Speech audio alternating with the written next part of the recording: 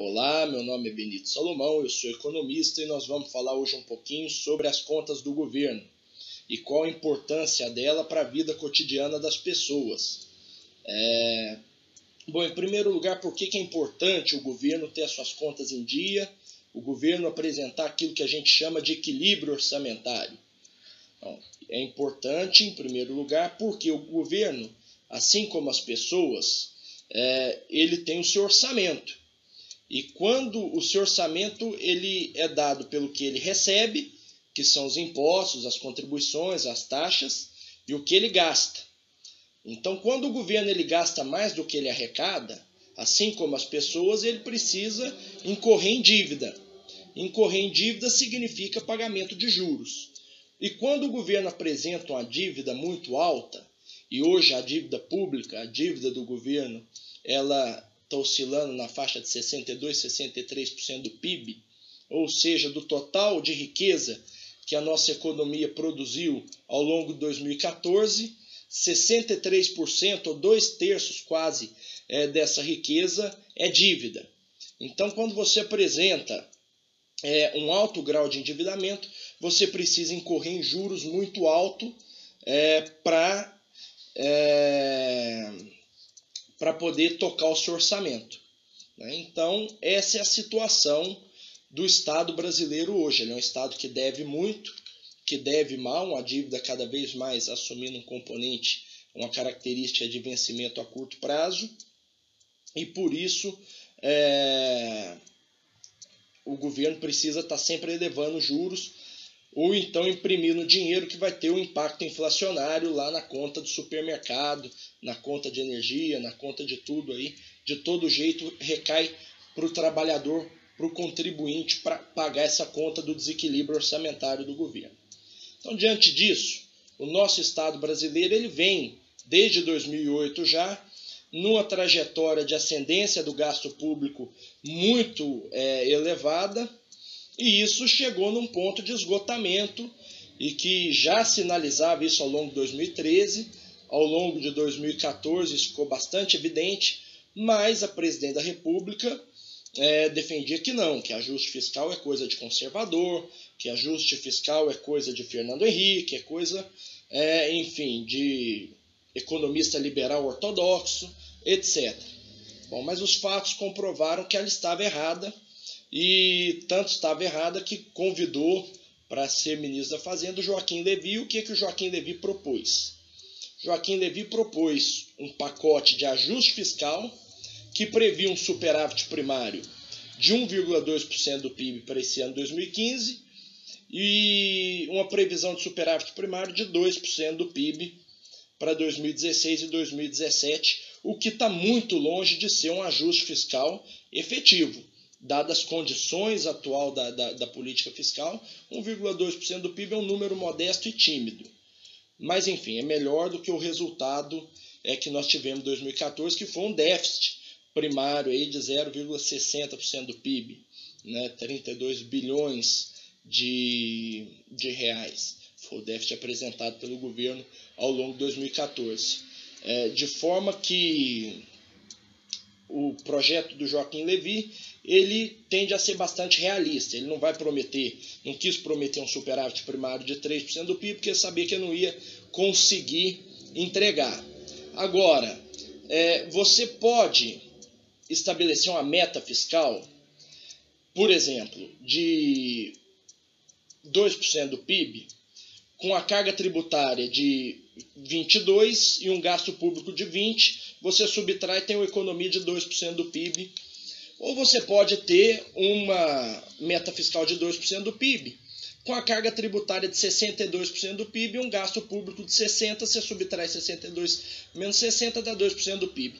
As implicações disso para o crescimento econômico são muito diferentes, né? De forma que quando você tem uma carga tributária mais elevada, não adianta você querer realizar um superávit primário por via de elevações de impostos, porque você vai penalizar o crescimento da economia e você corre o risco, inclusive, de não conseguir cumprir a meta fiscal. E é exatamente essa a situação da economia brasileira. Eu quero dizer aqui que eu desconfio muito da capacidade do ministro Joaquim Levy de entregar o superávit primário de 1,2% do PIB, assim como ele prometeu. Primeiro que quando ele assumiu o Ministério da Fazenda, existia uma previsão da economia brasileira para 2015 de cerca de 0,5% do PIB, 0,6% do PIB. Essas previsões se deterioraram bastante por causa das questões envolvendo a Petrobras, por causa das questões envolvendo a crise de água, a crise de energia elétrica, que tem muito impacto sobre a indústria e sobre a produção agrícola. Então, hoje a nossa previsão de crescimento do PIB para 2015 é alguma coisa negativa em torno de 1%. Né? Então, você vai estar caindo o PIB em relação ao ano passado. Diante disso, as propostas anunciadas por ele, por exemplo, o primeiro pacote que ele anunciou foi a questão do seguro-desemprego e do abono salarial, que está certo. Era necessário realmente mexer nessa estrutura de gasto público, moralizar a questão do seguro-desemprego no país, já que existia alguma coisa de fraude, já que não é coerente uma economia com a taxa de desemprego de 5% ter o desembolso crescente desde 2005, 2006 do seguro-desemprego da forma como isso vinha acontecendo, com impacto pesado sobre as contas públicas. Então, o corte anunciado no seguro-desemprego, a mudança de regra, etc., vai ajudar a produzir uma economia, mas nem tanto, porque automaticamente, quando você eleva o salário mínimo, você já tem também um impacto sobre esse gasto, então de forma que você torna a regra mais rígida, mas por outro lado o aumento do salário mínimo já vai expandir esse gasto naturalmente, inclusive também com impactos na previdência social e etc. A segunda medida, que essa realmente é o meu ponto de discordância, em relação ao pacote de elevações tributárias que o Levy propôs, né? Trazendo de volta a CID, né? Aumentando o PIS/COFINS sobre a gasolina, aumentando os impostos sobre importação e sobre cosméticos, e também o IOF para financiamentos. Então, vejamos bem, nós temos uma inflação ali que já insistentemente roça o teto da meta ali, pegando 6,40%, 6,50% ao ano. Você aumentar impostos sobre a gasolina, isso tem automaticamente um impacto inflacionário. Por mais que você tenha uma redução da demanda, né, mas você aumenta o preço do produto via imposto, você encarece. Isso vai ser repassado e deve ser repassado também para os índices de preço. A questão do crédito, você tributar o crédito com IOF, pode não ser uma medida muito eficiente num cenário em que os bancos estão enxugando crédito. Então, está existindo pouco empréstimo, então você vai lá e tributa, mas também os novos empréstimos não estão acontecendo. Isso não deve produzir um grande efeito sobre a arrecadação. Só que a grande questão do pacote tributário é que, dado uma economia que já tinha uma tendência de estagnação vinda de 2014 e agora uma tendência de queda do PIB, com todos esses problemas no setor de energia e na Petrobras, com investimento caindo, com consumo apertado, com as famílias endividadas, e você joga mais impostos para o contribuinte, o que isso acontece?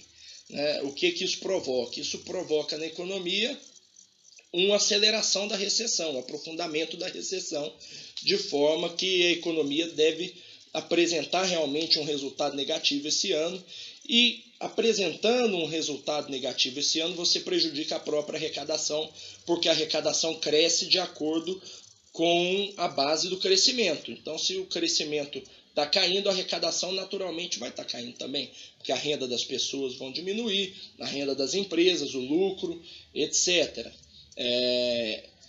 Então, isso não vai resolver. A segunda questão também desse pacote tributário anunciado pelo Levy é que ele não arca com a questão da solvência e do endividamento dos estados e municípios.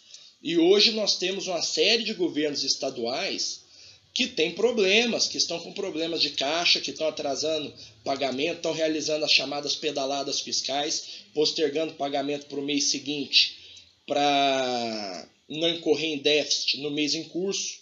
Então, você tem esse problema dos estados e municípios que dependem, em última instância, do crescimento econômico. Se o crescimento, não, e como as receitas são compartilhadas, se o crescimento ele não acontece, a arrecadação do governo central ela não vai crescer, a arrecadação dos estados e municípios também não.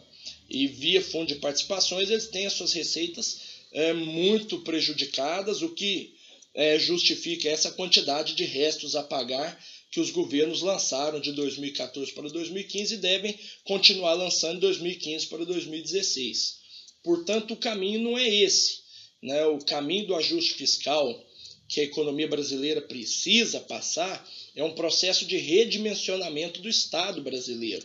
O que significa isso? Significa trazer de volta esse Estado para um tamanho normal, para um tamanho ótimo. Hoje a nossa carga tributária é de 37% do PIB. Né? Então nós precisamos realizar um ajuste fiscal do lado do gasto. Isso envolve um esforço mais político do que econômico, porque requer uma série de mudanças nas regras de desembolsos, de aposentadoria, enfim, de gasto público, de vinculações constitucionais, etc. Então você precisa realizar essa reforma do lado do gasto. Isso leva tempo.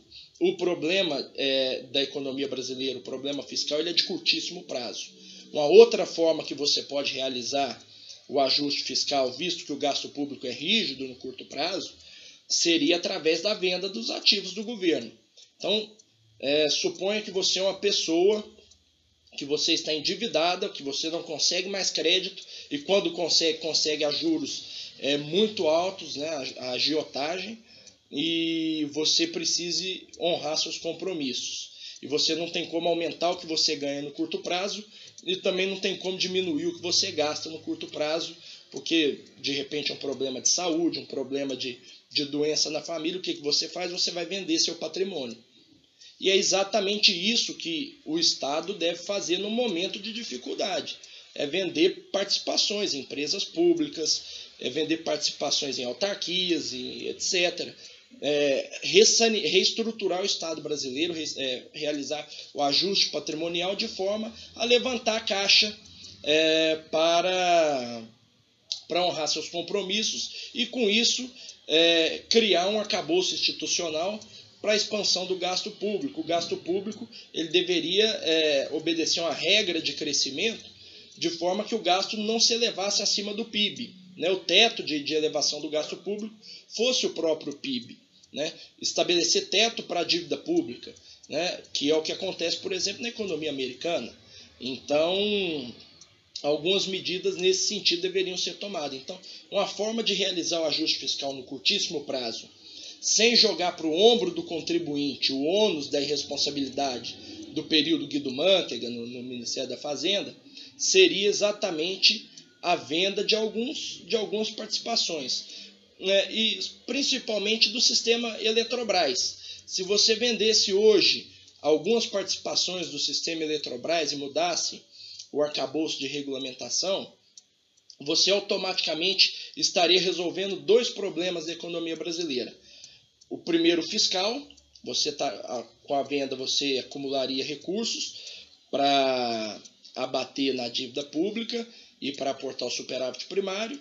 E o segundo problema desse seria a questão dos investimentos que o setor de energia precisa para poder, inclusive, expandir a oferta para os próximos anos, porque a grande questão do setor de eletricidade hoje não é nem a questão das chuvas, né? O fato de não estar chovendo agrava bastante, mas hoje o rombo bilionário que criaram no setor elétrico, ele não permite com que novos investimentos surjam e modernizem e ampliem a capacidade de gerar energia no país. Então a privatização do sistema Eletrobras, que não foi feita no governo Fernando Henrique, também não foi feita no governo Lula e poderia ser feita agora, poderia ajudar a resolver o problema fiscal da economia brasileira e ajudar no médio prazo, a mais médio e longo prazo, resolver o problema da oferta energética, fundamental para que o país apresente um crescimento econômico. Meu nome é Benito Salomão, espero que vocês tenham gostado.